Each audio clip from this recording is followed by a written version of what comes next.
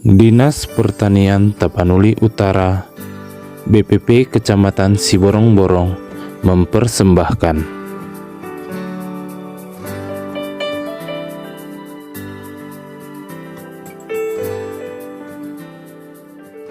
Pak, selamat siang. Ya, Pak. Kami dari BPP Siborong-Borong beserta dengan para PPL, secara khusus PPL Desa Siborong-Borong 2, datang ke lokasi Bapak untuk meninjau pertanaman daripada andaliman. Dan kami melihat pada saat ini bahwa andaliman sangat-sangat cocok dan sangat bagus di daerah Tapanuli Utara. Bagaimana pengalaman Bapak tentang budidaya daripada andaliman ini, Pak? Ini kita tanam, memang ini sangat dibutuhkan. Satu, kita rasa untuk ini buat bumbu. Kalau orang Batak ini bumbu dan sangat susah dicari ini. Ini banyak juga keperluannya ini. Satu untuk pemanas untuk badan, satu lagi buat enak makanan lah ini. Jadi ini kita budidaya ini memang karena sekarang sangat dibutuhkan. Kenapa kita dibutuhkan ini? Karena kalau khas Batak itu harus ada andalimannya. Apalagi di daerah kita, daerah sekitar kita, daerah Danau Toba, daerah Tapanuli. Satu lagi, ini kita budidayakan ini karena kita satu hobi di ladang ini. Jadi ini budidayanya juga sangat mudah. Sangat mudah budidayanya ini. Dan ini gampang juga dipakan, dibibitkan ini. Gampang dibibitkan, biarpun susah tapi gampang ini. Nah, ini juga udah bisa, kalau ada yang vitamin udah bisa dibibit sendiri.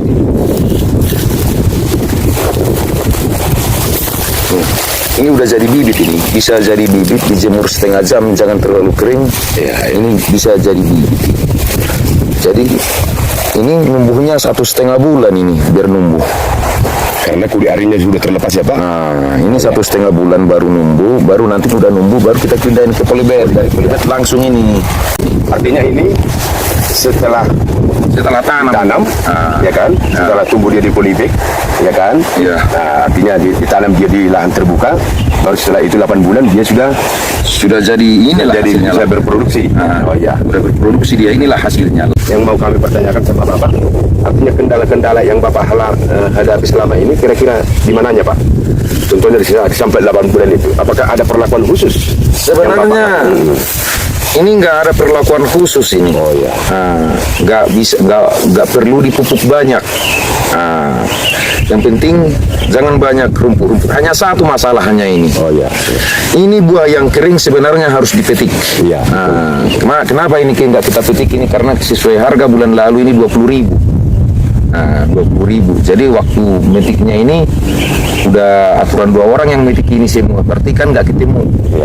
Kita cek harga kemarin sesuai hasil yang kita kita cek harga kemarin, harga Siborong-Borong sudah 80. Itu masih dari petaninya.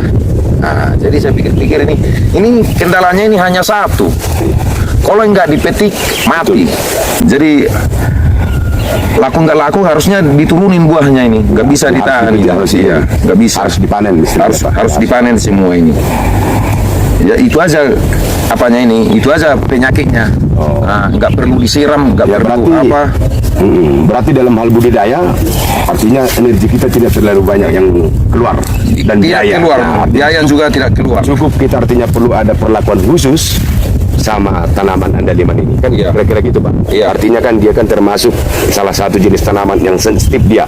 Artinya dia tidak perlu juga artinya membuat perlakuan contohnya penabur pemberian daripada pupuk kimia. Tapi kan yang tadi yang Bapak bilang artinya bahwa lokasi daripada tanaman tersebut dia harus bersih. Dan perlu juga dia diberikan artinya kompos ya kan, Pak? Nah, kompos. Terus yang berikut tadi begitu dia panen supaya artinya tanaman ini tetap bisa tumbuh, ya kan, tetap produktif. Maunya pada saat waktu panen dia harus dipanen. Tidak dibiarkan, kan kira-kira gitu, Pak. Oke, Pak. Yang berikut tadi Bapak bilang bahwa orang Batak itu sangat-sangat menyukai, iya kan, dengan andaliman karena cita rasanya. Nah, ada nggak mungkin pesan-pesan Bapak ataupun motivasi Bapak kepada masyarakat milenial ataupun masyarakat petani kita secara umum di Sumatera Utara, secara khusus Tapanuli, dalam hal budidaya andaliman tersebut, Pak? Kita harus budidayakan. Contoh, ada nih contoh nih. Kita mungkin minggu apa Selasa sore masak kita di rumah. Pasti kita gunakan. Itulah pesannya. Satu, nggak usahlah kita jual dulu lah. Untuk kebutuhan kita udah butuh kita 2 kali seminggu. Ditambah lagi ada apalah tahun baru, acara-acara keluarga lah. Ini harus kita butuhkan ini. Jadi ini kalau bisa haruslah ditanam lah.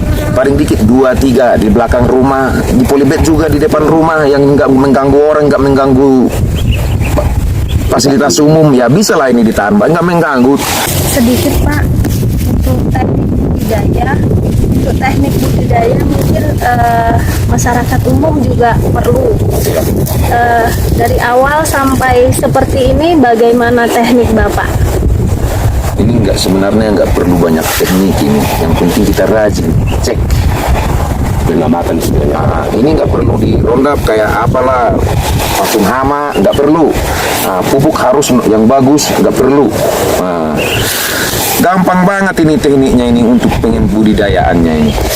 Jadi tanpa di polybag juga dia, kalau istilah musim hujan dia numbuh cepat, nggak masalah ini. Nah, kemarau juga dia nggak masalah. Nah, gampang budidayanya ini. Nah, ini sangat gampang budidayanya. Terima kasih Pak. Mungkin ini sedikit untuk pemasaran. Bapak tadi biasanya pemasaran Bapak menggunakan bahan baku yang setelah dipanen Bapak langsung kirim. Iya. Ada nggak teknik lain untuk hal ini Pak? Contohnya untuk memperpanjang umur dari biji andaliman itu, bagaimana teknik Bapak untuk pengirimannya? Kita pakai plastik minyak yang putih itu yang biasa ikat tempat ikan. Nah, tapi ada lagi lebih bagus, botol aqua yang besar itu 1 minggu itu nggak bakalan ada perubahan itu. Nah, Dinas PT Si Borong-Borong yang mempertanyakan bagaimana budidaya andaliman, kami juga sangat senang Pak. Tapi saya kira kalau bisa sekalian dan diperkenalkan oleh pemerintah kita Tapanuli Utara ke seluruh Indonesia, jangan cuma orang Batak, biar orang itu juga merasakan. Kami juga petani mau membudidayakan dan menjaga bagaimana titipan nenek moyang kita, bahwa ini adalah cita rasa bumbu khas Batak dan disalurkan ke seluruh Indonesia. Biar semua warga negara Indonesia merasakan bagaimana cita rasa andaliman. Kami juga petani, bisa untuk membudidayakan untuk seluas-luasnya. Itulah titipan kami. Sekalian berterima kasih kepada pemerintah Kalimantan Utara, secara khusus pertanian, untuk memperkenalkan ke seluruh daerah lain. Begitulah, makasih. Terima kasih.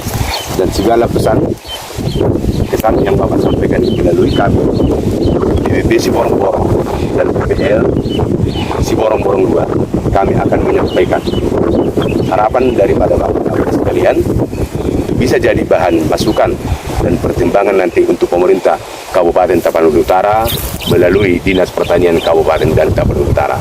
Mungkin Pak demikian yang bisa kami pertanyakan atau bisa diskusi kita hari ini. Semoga Tuhan yang selalu menyertai di setiap langkah dan tugas kita masing-masing. Horas. Horas.